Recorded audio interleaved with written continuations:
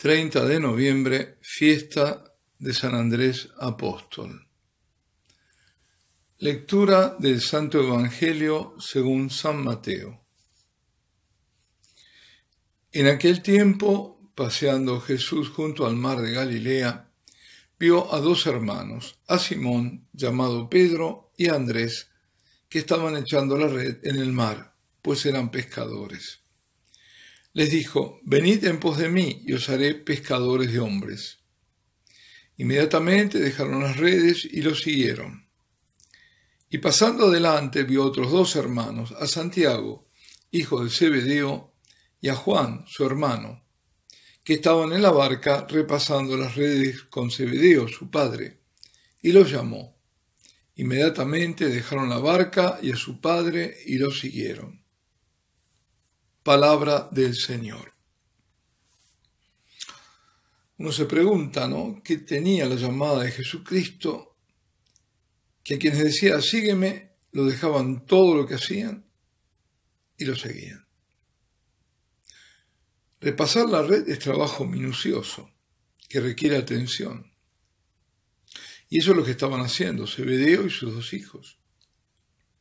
Echar la red en el mar significa que están en plena tarea, con la que se ganan la vida. Es lo que en el momento en que Jesús pasa, Simón, Pedro y Andrés están ocupados. Pero ellos, los cuatro, dejan todo lo que están haciendo y lo siguen. Y los hijos de Zebedeo dejan además solo a su padre. Y dejará Pedro también su casa, su mujer. Este era para ellos solo el comienzo de ese despojarse y caminar en pos de Jesús. Y Jesús nunca vuelve atrás en su camino. Marchará y marchará sin perder ni un momento hasta su meta, que no es otra que la cruz. Y ellos también lo seguirán en ese camino y con igual meta. En realidad, meta aparente, porque la muerte les vendrá al encuentro por seguir a Jesús. Pero la meta a la que los lleva el Señor es la vida eterna con Él, es participar de su gloria. Y ellos, por aquel poder de atracción del Señor, atraerán a otros, a su vez, para todos seguir a Jesús. Y a toda la tierra alcanzará su pregón, como dice el Salmo, justamente el Salmo de hoy. Jesús es el Mesías, es el Señor. Es quien vino a salvar a la humanidad perdida y condenada. Vino solo, pero para que fueran muchos en la obra de salvación que Él inauguraba. Obra que parte de la justificación alcanzada por el sacrificio de Jesucristo en la cruz y que se extiende por los siglos por medio de la Iglesia. Propio de la Iglesia es anunciar la salvación a todos los pueblos y razas de la tierra. No dialogar ni ser testigo mudo. Todos deben tener la posibilidad, al menos eso, de poder conocer al Señor, al Salvador del mundo, para poder invocarlo. Porque dice San Pablo en su carta a los Romanos, que es la de hoy, todo el que invoque el nombre del Señor será salvo. Ahora bien, ¿cómo invocarán a aquel en quien no han creído? ¿Cómo creerán en aquel de quien no han oído hablar? ¿Cómo irán a hablar de él sin nadie que anuncie? ¿Y cómo anunciarán si no los envían? Todo esto dice San Pablo. Es decir, todo parte del envío con el mandato de anunciar la buena nueva de Jesucristo, Salvador a todas las naciones y confines de la tierra. Y a bautizarlos. Justamente lo que hace más falta es lo que no hay. ¿En qué se convirtieron muchas misiones? ¿Dónde se anuncia la salvación obrada por el único Salvador? ¿Quiénes lo hacen? No puede haber fe sin el sujeto de esa fe.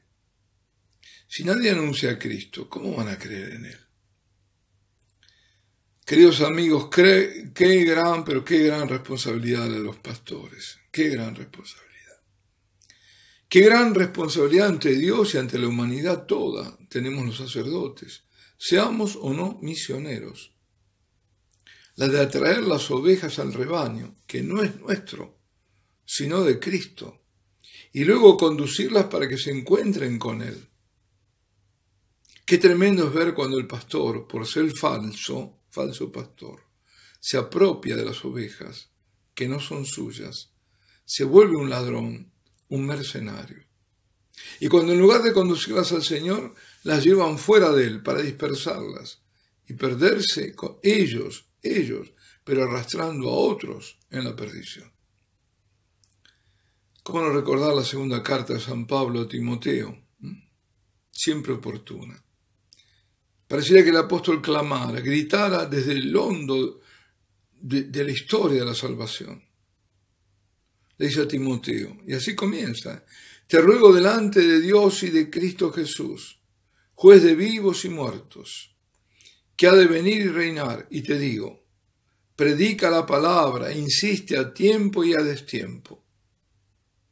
Eso, queridos hermanos, a tiempo y a destiempo. Siempre.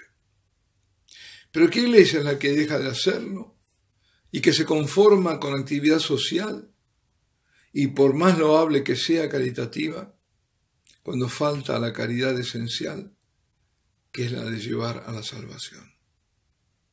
Y sigue diciendo San Pablo en esa carta, insiste siempre rebatiendo, reprendiendo o aconsejando, siempre con paciencia y dejando una enseñanza.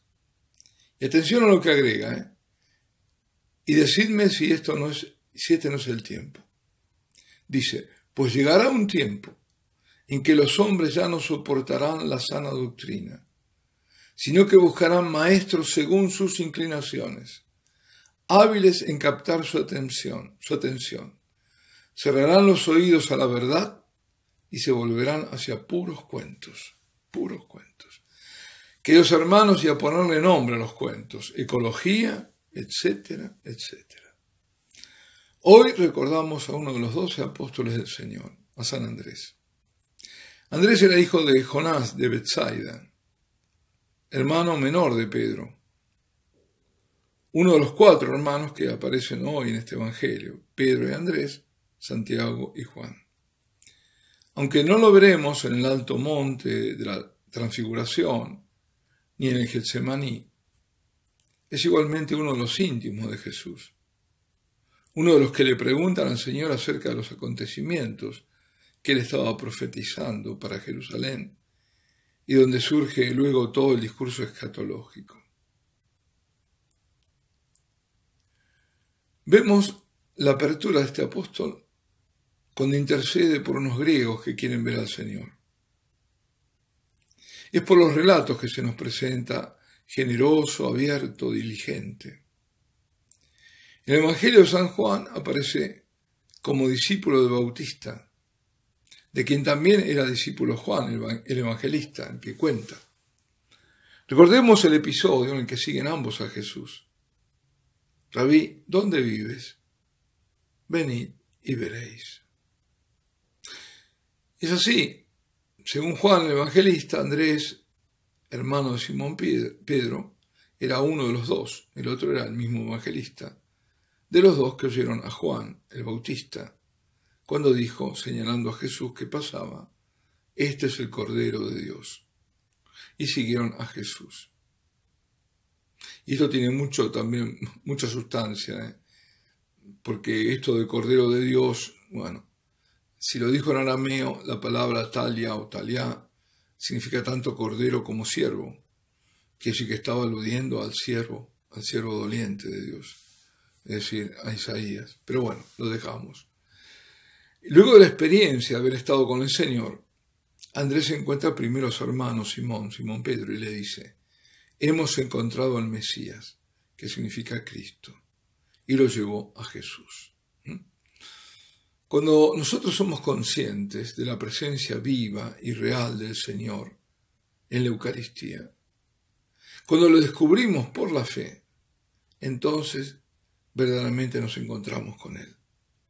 En cada comunión sacramental y en cada momento de adoración profunda, son momentos de encuentro con Cristo.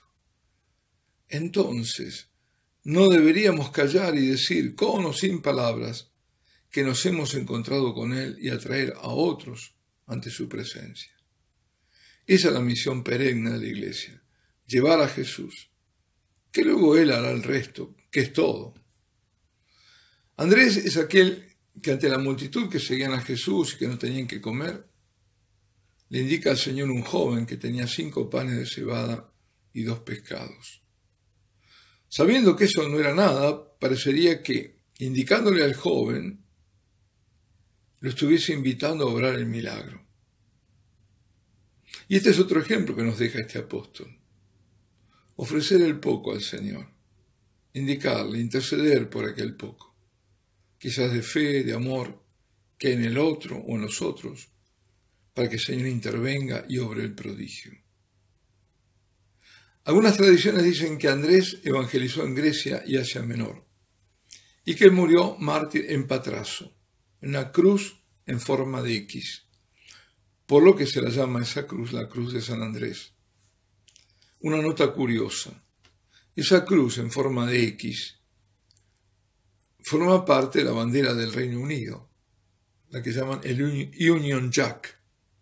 Ese Union Jack está formado originalmente por la cruz de San Jorge, que es roja sobre fondo blanco y que es la que representa Inglaterra, y la cruz de San Andrés, que es blanca sobre azul y que representa a Escocia. Pero también se agregó la cruz también de San Andrés, roja sobre fondo blanco, que es Irlanda. Bueno, más allá de la curiosidad, quedémonos con lo esencial, el deber, porque es mandato del Señor, y al mismo tiempo necesidad nuestra de anunciar la salvación, llevando a los demás al Salvador, como lo hizo San Andrés. A Jesús y solo a Él, como hace nuestra Madre que viene para llevarnos a su Hijo.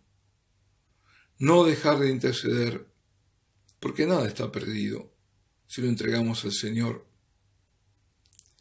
Y no dejar de alimentarnos de su palabra y de la Eucaristía, para tener la fuerza de vencer al mundo que quiere callar la voz de Dios. Que todos, empezando por nosotros, sacerdotes, seamos siempre fieles a Jesucristo en toda circunstancia de la vida. Alabado sea Jesucristo. Y la bendición de Dios Todopoderoso, Padre, Hijo y Espíritu Santo, descienda sobre vosotros y permanezca para siempre.